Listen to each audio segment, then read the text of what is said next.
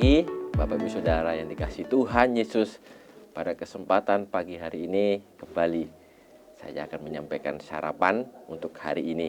Dan satu hal yang luar biasa, Tuhan masih memberkati kita hari ini dan tetap menjaga kehidupan kita. Hari ini saya terberkati dengan sesuatu hal dan saya sempat sedikit menggali, sedikit menyelidiki lah dengan tanaman, salah satu tanaman yang ada di Alkitab, yaitu pohon ara. Nah, tanaman pohon ara ini pertama kali disebutkan di kitab Kejadian, dan ini ini satu tanaman pertama yang disebutkan. Kalau saya Kejadian itu tanaman ara pada saat Adam dan Hawa jatuh dalam dosa.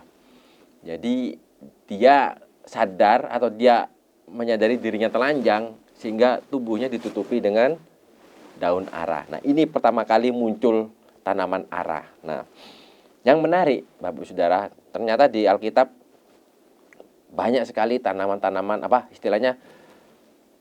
tanaman ara ini disebutkan. Bahkan mungkin tanaman ara ini salah satu dari 3 tanaman yang sering disebutkan di Alkitab selain zaitun dan anggur. Nah, salah satunya adalah tanaman ara ini. Nah, ada satu peristiwa yang menarik ternyata yang berkaitan dengan pohon ara. Kalau Bapak Ibu Saudara baca mungkin tahu hafal tentang kisahnya pohon ara yang dikutuk sama Tuhan Yesus. Mari kita baca ya. Di Matius 21 ayat 18 sampai 19. Pada pagi-pagi hari dalam perjalanannya kembali ke kota, Yesus merasa lapar. Dekat jalan ia melihat pohon ara lalu pergi ke situ. Tetapi ia tidak mendapat apa-apa pada pohon itu selain daun-daun saja. Katanya kepada pohon itu, engkau tidak akan berbuah lagi selama-lamanya dan seketika juga keringlah pohon ara itu. Nah, di sini dikisahkan bahwa Tuhan Yesus sedang berjalan ya, melakukan perjalanannya kembali dari kota. Dan Yesus merasa lapar dan dia pingin makan sesuatu dan melihat pohon ara di situ. Dan ternyata setelah dicari-cari, ternyata pohon ara ini tidak ada buahnya. Nah, yang menarik, entah kenapa Tuhan langsung mengutuk pohon ara itu sehingga pohon ara itu kering. Nah, dan saya juga ingin bandingkan lagi dengan kisah tentang ini. Saya juga lihat di kisah lainnya ya, maksudnya di kitab Injil lainnya tentang peristiwa ini. Saya buka di Markus. Di Markus 11 ayat 12 sampai 14. Kisahnya itu sama sebenarnya, tapi ini lebih detail, lebih jelas. Keesokan harinya sesudah Yesus dan ke-12 muridnya meninggalkan Betania, ternyata tadi perjalanan dari kota Betania, Yesus merasa lapar dan dari jauh ia melihat pohon ara yang sudah berdaun. Ia mendekatinya untuk melihat kalau ia mendapat apa-apa pada pohon itu.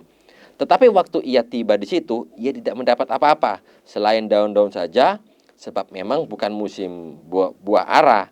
Maka katanya kepada pohon itu, jangan lagi seorang pun makan buahmu selama-lamanya. Dan murid-muridnya pun mendengarnya. Nah, ternyata yang menarik ya, pohon ara ini salah satu pohon yang buahnya tuh ada musimnya gitu loh. Jadi ya pada saat itu bukan musim buah ara. Ya, pada saat itu bukan musim buah ara. Tapi yang menarik ya, kenapa Tuhan harus mengutuk pohon ara ini? Padahal memang bukan musimnya. Bukan musimnya buah ara. Nah, ternyata saya dapat suatu hal yang menarik dari kisah ini. Jadi Tuhan Yesus itu menghendaki, ini ada arti rohani yang saya dapat dan luar biasa. Kalau pohon ara itu mungkin ya pohon ara ini ya sejenis pohon mangga ya, karena dia adanya pada musim-musim tertentu. Pohon ara ini berarti adanya pada musim-musim tertentu juga. Setelah saya cari-cari di Google, di internet, ternyata pohon ara ini kalau berbuahnya antara bulan-bulan Juni, Juli, seperti sekarang ini sebenarnya. Kalau Bapak Ibu tahu, mungkin pohon ara itu kalau sejenis buah tin. Kalau Bapak Ibu Saudara tahu, itu salah satu jenis buah ara. Nah, mungkin pohon ara yang ini ya yang ada di Palestina atau di Israel pada saat itu. Nah, dan yang menarik ini yang saya dapat, bukan maksud Tuhan itu jahat mengutuk pohon ara ini sampai dia harus kering gitu. Tetapi ada maksud sesuatu yang untuk mengajarkan murid-murid pada saat itu. Dan saya merasa terberkati dengan itu. Ini perumpamaan yang menarik, perumpamaan yang sebenarnya ada dalam kehidupan kita sehari-hari. Saya berusaha mencari sesuatu dan saya dapatkan bahwa hidup itu berbuah bukan hanya mengikuti musim. Kalau bukan musimnya berbuah, kita tidak berbuah. Kita hidup sebagai anak-anak Tuhan harus berbuah setiap hari. Harus berbuah setiap hari. Karena kenapa? Tuhan menghendaki itu. Kalau hidup kita tidak menghasilkan buah, ya Tuhan tidak akan, hidup kita tidak mempermuliakan nama Tuhan. Karena ada ayatnya mengatakan, Yohanes 15 ayat 8. Dalam hal inilah Bapakku dipermuliakan, yaitu jika kamu berbuah banyak dan dengan demikian kamu adalah murid-muridku. Nah, dalam hal inilah Bapakku dipermuliakan, yaitu jika kamu berbuah banyak dan dengan demikian kamu adalah murid-muridku. Nah, kalau berbicara soal berbuah, ya memang semua tanaman berbuah pasti menghasilkan buah, termasuk mangga, jeruk, dan lain-lainnya semuanya. Dan termasuk pohon ara ini menghasilkan buah. Tetapi mereka berbuah hanya pada musimnya. Karena bukan musim tertentu, bukan hanya setiap hari berbuah.